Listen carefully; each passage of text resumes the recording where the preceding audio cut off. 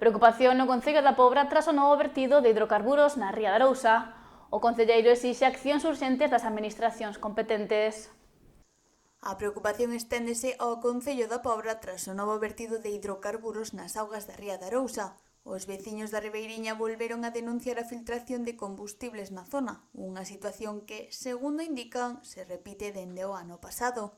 O concelleiro de Medio Ambiente falou da problemática e das accións que se están levando a cabo para resolver o problema.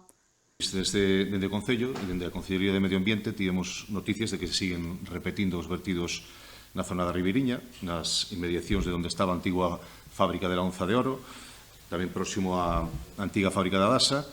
Sabemos que estivo ali a lancha de salvamento a semana pasada, pois diluindo, dispersando o vertido que se estaba producindo.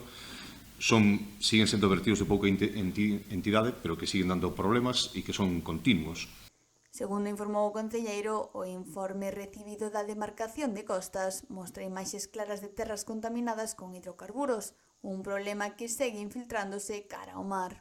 Teño aquí o informe de actuación que nos pasou a propia demarcación de costas, onde podemos ver, pois imágenes onde se ven a terra completamente impregnada de hidrocarburos. Eu creo que isto, a ciudadanía o vese un pouco donde foron os depósitos que se retiraron e, efectivamente, aí afloraba e estaba contaminado o terreno con hidrocarburos. Agora estánse infiltrando cara ao mar, ou polo menos todo é o que indica, e nós queremos coñecer o resultado dese estudio, que nos digan se teñen pensado actuar, facer algo ou non, si esperan que vayan a menos e que desaparezcan co tempo porque non hai moito volumen de terra contaminada.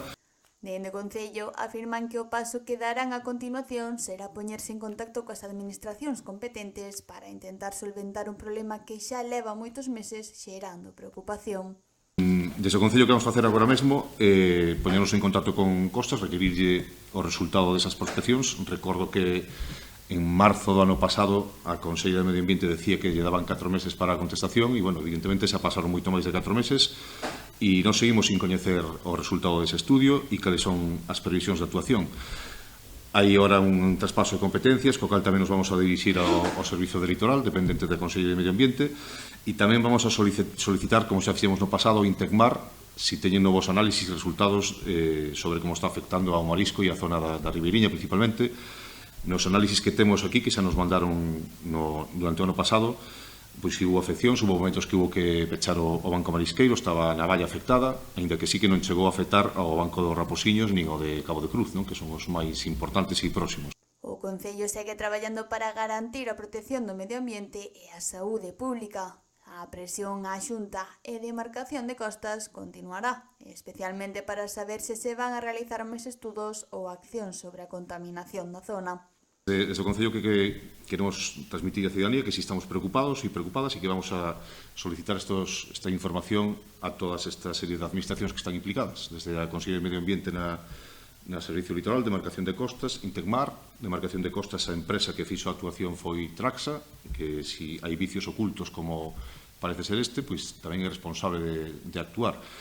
Eu quero recordar que, é unha circunstancia que foi inesperada no proxecto que era de 2.300.000 inicialmente, tiveron que incrementalo a 2.800.000, precisamente para facerse cargo de todos estes residuos que apareceron. É dicir, Costas tamén hai que recoñecer que se esforzou en intentar correxir a situación, non simplemente botou terra e tapou, se retirou todos esos sedimentos.